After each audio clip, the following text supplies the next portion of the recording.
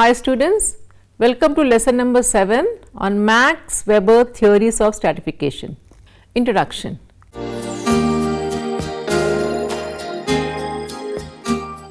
Max Weber was one of the outstanding sociologists. Like Marx, he recognized the economic aspect of stratification, but he differed with Marx on several of his basic propositions.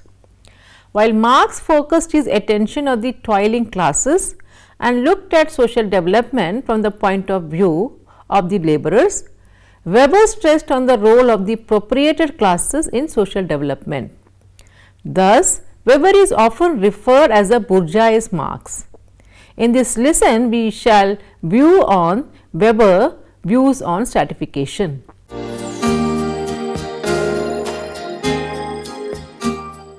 And the objectives of this lesson is that the students will recall the three components of stratification in Weberian theory, including their definitions.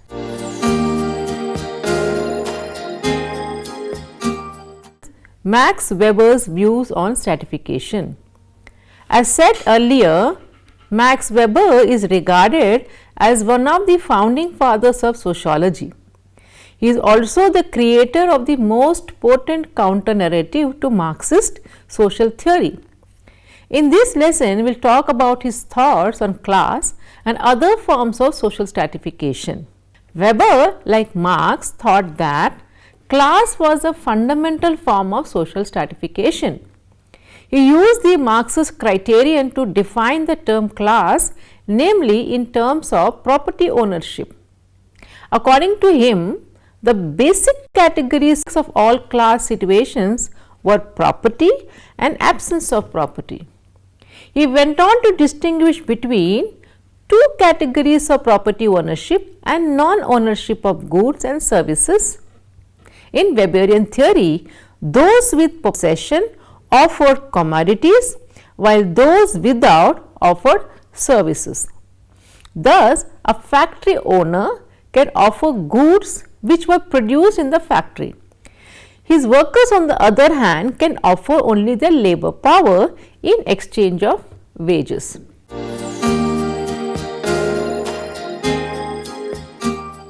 We will understand Weber's views on economy. Weber understood economic action as instrumental to the peaceful exercise of the power of control, which in its intended meaning is oriented towards meeting the demand for goods and services.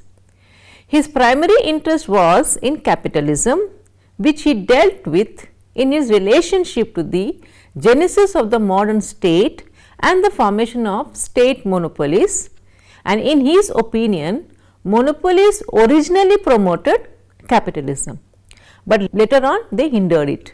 To Weber, the factory was, regardless of prevailing economic order, a workshop with a division of labor and a type of work oriented to machinery. It is especially important to Weber that the outcome of competition, in spite of chance and fate, leads to the actual selection of those who have the necessary personal qualification in greater measure than other qualities such as devotion to superiors of demagogic talents. This is said without implying the value judgment that the victors in the competitive battle are for that reason more valuable from an ethical or some other point of view. Working half a century later than Marx, Weber derived many of his key concepts on social stratification by examining the social structure of Germany. Weber examined how many members of the aristocracy lacked economic wealth yet had strong political power. He noted that, contrary to Marx theories, stratification was based on more than ownership of capital. Many wealthy families lacked prestige and power, for example, because they were Jewish. Weber introduced three independent factors that form his theory of stratification hierarchy, that is class, status and power. He treated these as separate but related sources of power, each with different effects on social action.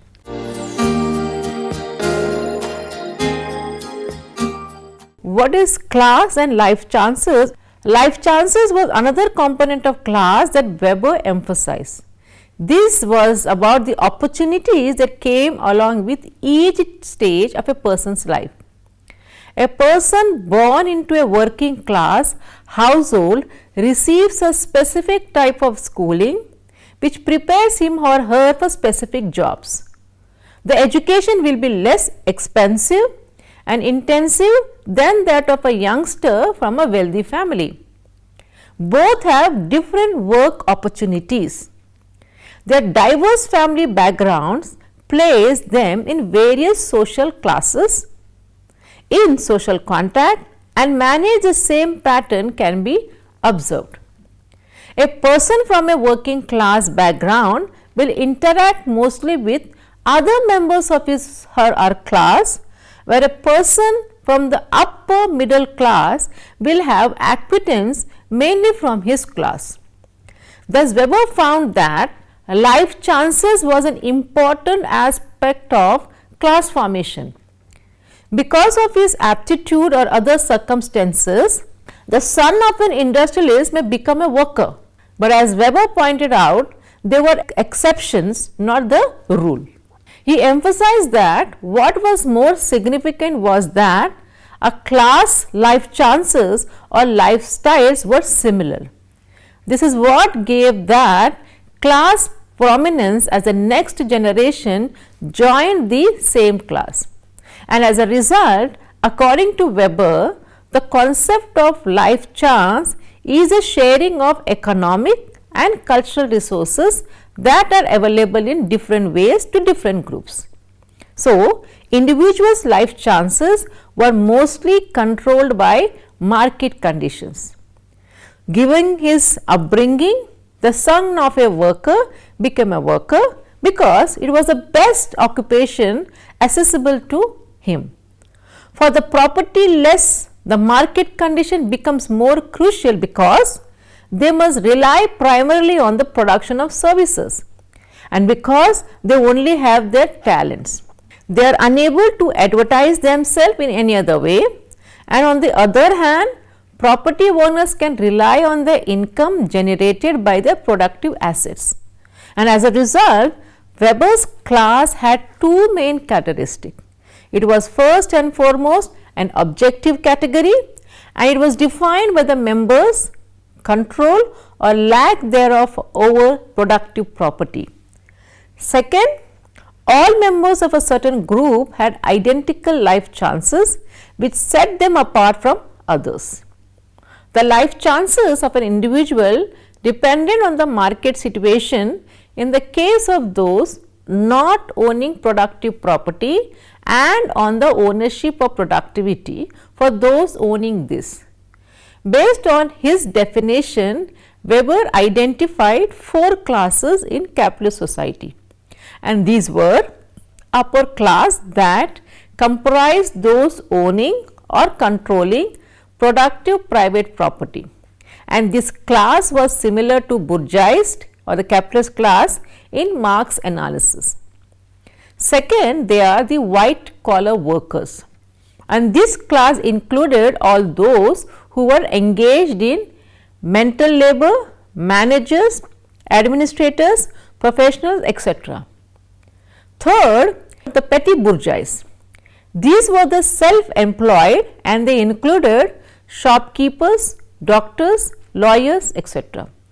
And the fourth, the manual laborers, and these people sold their physical labor in exchange for wages. The working class was included in this class. Weber thus divided society into four classes as opposed to Marx's two-class model. Hence, though Weber found the basis of class formation was similar to that of Marx, he differed with Marx on the types of classes in society.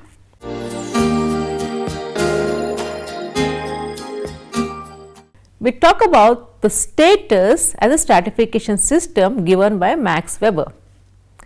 Weber, like Marx, differentiated between class and class consciousness, and Marx considered class consciousness to be an important part of class, and if a class is aware of its status as a distinct group, it can express its concern. Weber also discussed class consciousness as well, but he did not believe it was required for the creation of a class. Instead, he looked for a way to avoid being class conscious. Despite the fact that the individual's class situation did not have to cause him to become class conscious, Weber was constantly aware of his rank. The formation of classes, according to Weber, was based on economic interaction, and he pointed out that status groups were typically referred to as communities, and he described status as a social position established by societal judgments of honor, and there were connections between class and status, but they were also in antagonism to one another. Class was linked to the creation of commodities and services as well as their procurement. Consumption determined one's status. As a result, prestige was linked to a way of life that restricted social interaction. The caste system in India, according to Weber, has the most rigorous and well-defined status limits. A Brahmin may be a member of the working class because it is his source of income, but he will always see himself as superior to someone from a lower caste, even though their social status is same. At the same time, a Brahmin worker may have more interaction with other Brahmins from higher classes than his. We can see in our society that intercaste marriages is not accepted, even though both families are from the same social level, but have distinct caste statuses. Weber discovered that in a stratified society, property inequalities resulted in classes, whereas prestige differences resulted in status grouping, and there were two primary foundation stratification of society.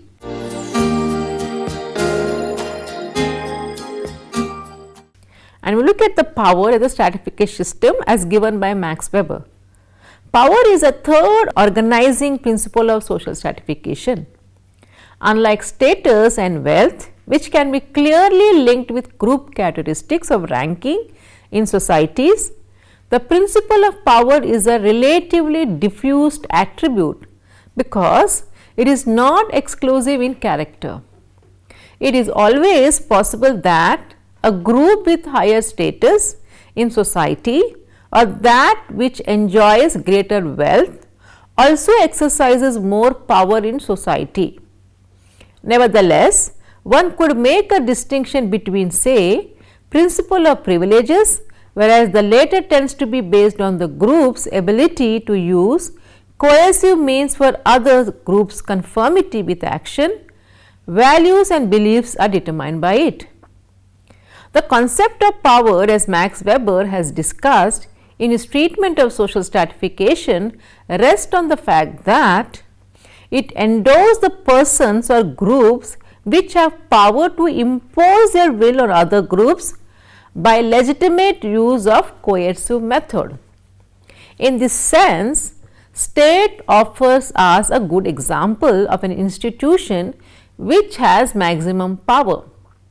It has sovereign authority to impose its will on citizens of the society. When legitimacy of exercises of power is widely accepted by groups, in other words, when it is institutionalized in society, power becomes authority. Authority as a concept could be defined as legitimate power. Power as a principle also enters into the notion of social stratification, when its functions or the social ramifications begin to be influenced by the political processes in society, and when state begins to take more active or direct role in influencing the principle of social stratification. And a relevant example of this could be found in the policy of positive discrimination or reservation of jobs. Political offices and entry into education institution in our country by the state in favor of caste and tribes now declared as scheduled or as other backward classes. Max Weber, in his treatment of power as an element in the formation of social stratification, has rightly emphasized the significance of politics, political parties and their role in optimizing their access to power.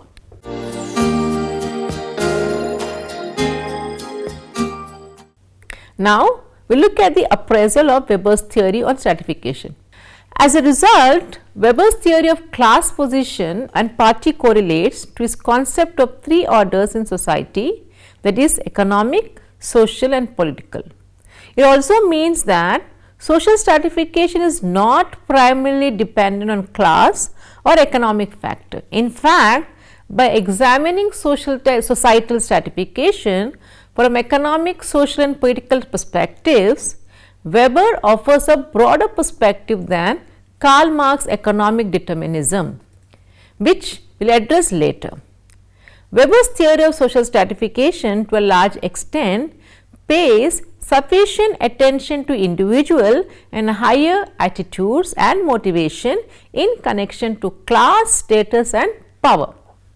The subjective component in status determination is based on psychological grouping, there is a sense of belonging to a group which is influenced by competition.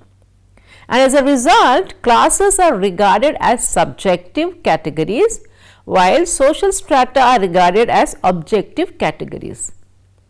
A social class is a group of people who have a common style of thinking about a given economic system. People who are concerned about their positions and interests in the same way and who have a common outlook and attitude belonging to the same status group or class. Following the logic of social stratification subjective or psychological dimension, class is a psychological grouping of people based on class consciousness, that is a sense of belonging to a group. Regardless of structural criteria such as occupation, income, standard of living, power, education, intelligence and so on. The structural criteria are objective in nature and so have to do with the construction of strata, that is social and economic groupings and categories of people.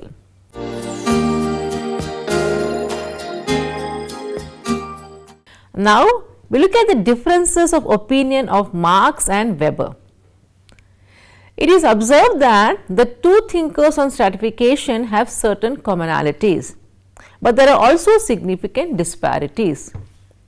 The basis of stratification for Marx was class, and the development of a class was objective in the sense that it did not occur as a result of a group of people getting together and deciding to form a class. It was formed as a result of a society's existing production relations, and as a result a person's place in the class is important. His position in the production relation formed the basis for theories of stratification structure. He was a capitalist. If he owned or controlled capital and hired people. The opposing class of workers were those who did not own or control property. So, Marx's analysis included a discussion of class opposition.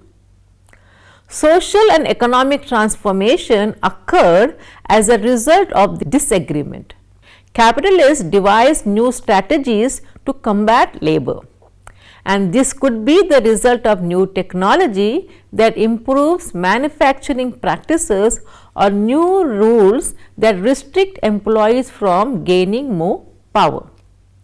Workers too are becoming more united in their struggle. When they realize that their major opponent is another class, they prefer to put their internal differences aside. As a result, they become more united. Thus, for Marx, class and class consciousness are not only social notions, they are necessary for social progress. Weber acknowledges Marx's view of class on one level. It does so, however, not to vindicate Marx, but to demonstrate how his approach has flaws. He emphasizes that society cannot be separated into only two groups. As a result of the market condition and the sort of jobs done, new classes arise. And as a result, he discovered the society is divided into four distinct classes. And as a result, the class relations are confusing. Weber also believes that neither class nor class conscious can fully explain stratification. And as a result, he places a higher emphasis on status, whereas Marx places a greater emphasis on class consciousness. Weber attempts to demonstrate that class consciousness is a minor part of social stratification. Status groupings are the foundation for him. He discovers that classes are fixed. However, status varies per class. When comparing the two, it is important to remember that Weber was a staunch opponent of Marx's ideas.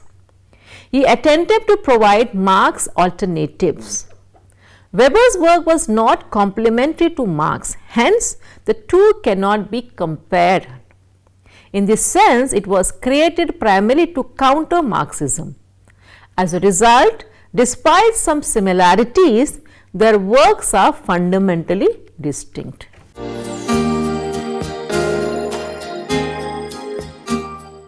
To summarize, Max Weber places a strong emphasis on the creation of classes. Weber's difference with Marx did not end there. The basis of the class was identical to what Marx claimed, but he has also underlined that there were four classes instead of two. He attempted to demonstrate the insufficiency of class analysis as a primary explanation for social stratification. Status, he claimed, was more essential than class. People were not as class conscious as they were status conscious, he claimed. And as a result, he believed that status rather than class was a better indicator of social stratification.